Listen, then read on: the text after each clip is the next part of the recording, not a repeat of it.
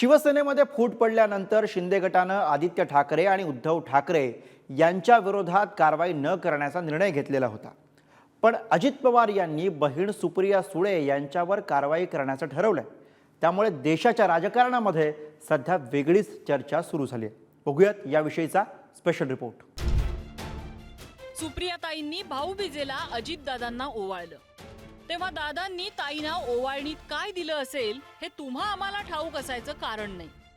पण आता हेच ताई दादा राजकारणात एकमेकांचे पक्के वैरी झालेत का असा प्रश्न उपस्थित होतोय।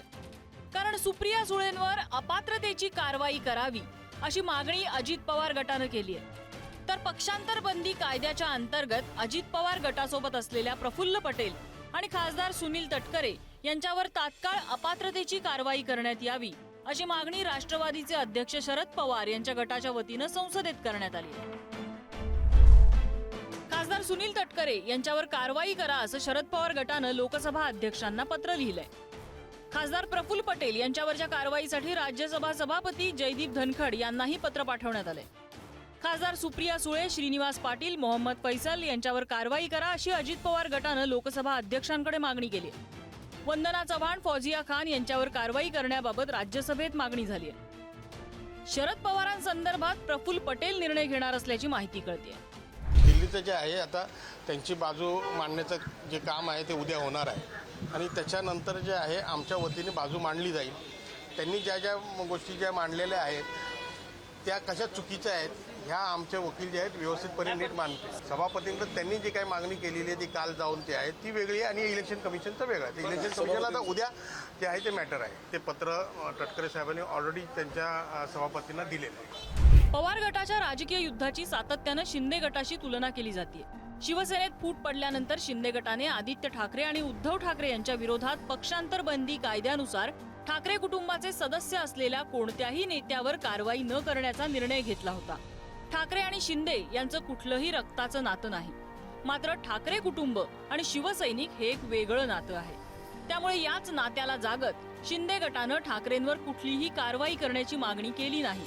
मात्र अजित पवार यांनी आपली बहीण असलेल्या सुप्रिया सुळे यांच्यावर कारवाई करण्याचा निर्णय घेतलाय।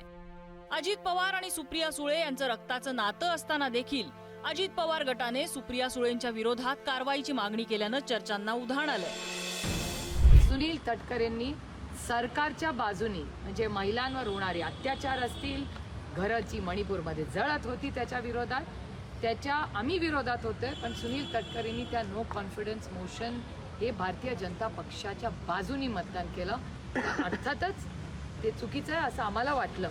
या राज्यात देशात कुठल्याही महिलेचा बलात्कार होत असेल तर त्याचा आम्ही विरोधच करतो। आम्ही सिलेक्टिव्ह नाही आहोत। आम्ही ह्याच्यात असेंब्ली आपलं लोकसभा आणि राज्यसभेत दोन्हीमध्ये ज्या दोन लोकांनी भारतीय जनता पक्षाच्या चुकीच्या निर्णयांना सपोर्ट सिलेक्टिव्ह केलेला नाही। आता त्यांनी का सिलेक्टिव्ह केलंय? राष्ट्रवादीत दोन गट पडले पण कुटुंबात फूट पडली नाही असं सुप्रिया सुळेंसह शरद पवारही सातत्यानं सांगतायत। पण आता सुप्रिया सुळे आणि खुद्द शरद पवार यांच्यावर कारवाईची भाषा होत असेल तर कुटुंब आणि पक्षात या दोन्ही ठिकाणी फूट पडल्याचं सध्या तरी दिसतंय। अर्थात युद्धात, प्रेमात आणि राजकारणात सगळं काही माफ असतं असं म्हणतात। त्यामुळे पवार कुटुंबात नक्की काय चाललंय याबाबत ना शरद पवार ताकास तूर लागू देतायत ना अजित पवार, एवढं मात्र नक्की। शिवाजी काळेसह ब्युरो रिपोर्ट, पुढारी न्यूज, दिल्ली।